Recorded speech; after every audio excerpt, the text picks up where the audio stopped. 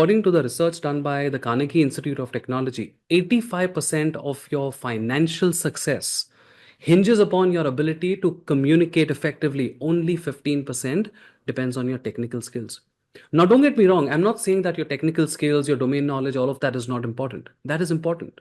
It's not only important, it's very important. But what you also need to consider is something else needs to complement it. You can be technically very sound, you can have a lot of knowledge in your field, but what is the use if you're not able to articulate that effectively at a time and place where it matters most? Now, that is acting as a major career killer for a lot of people. Before I started my own practice, I have personally served more than 19 years in the corporate world.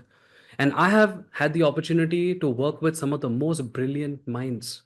And I have seen them.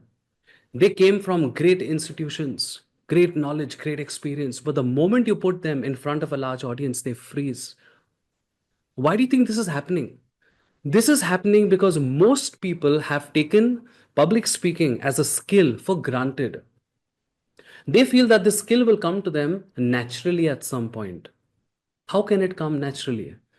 If you have to communicate powerfully, it is not only about you being able to speak fluent English, which most people think. That is not what it is all about. It is about understanding human psychology.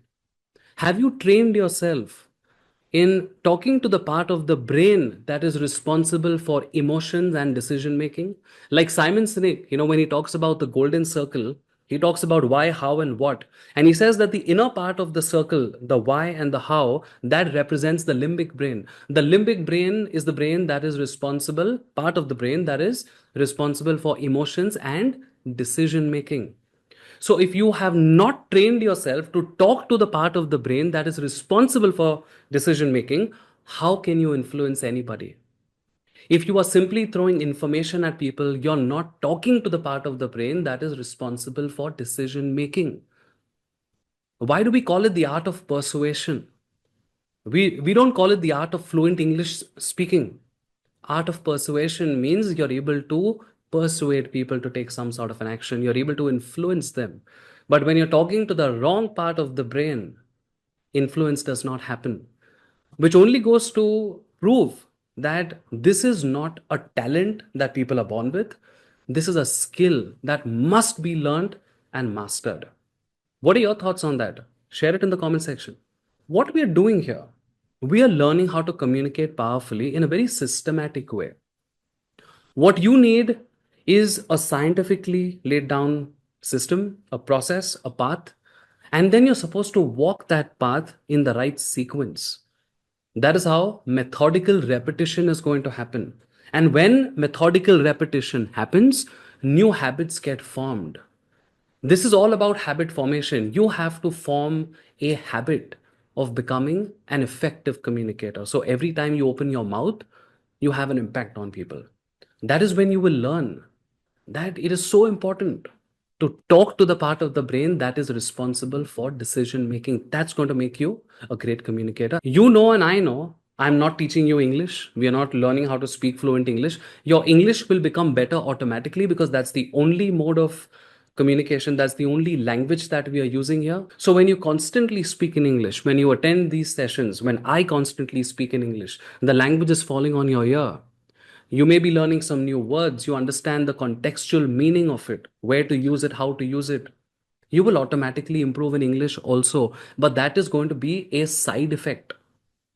You're not learning English directly. We're not learning grammar. We're not learning all those things because language plays a small role in effective communication. It will help you express yourself a little better. Of course, it will. But there are so many other things. Most people think that at some point the skill will come to me naturally, like, as I said earlier. So they feel that if I do a few presentations at work, that'll serve the purpose of practice. That is not a practice session, as I always say. That is the moment of truth. People are passing judgments at you. Your career depends on it. You have to put in deliberate practice before that. You have to be prepared before that. And we are not only training our vocal organs here, but we are also training the brain to get used to organizing that knowledge that you have in your wonderful brain and then delivering it with maximum impact. We're learning so many things here. So you have to not only gather this information passively, you're supposed to implement it, you're supposed to take action, and you're supposed to attain a tangible result every single week.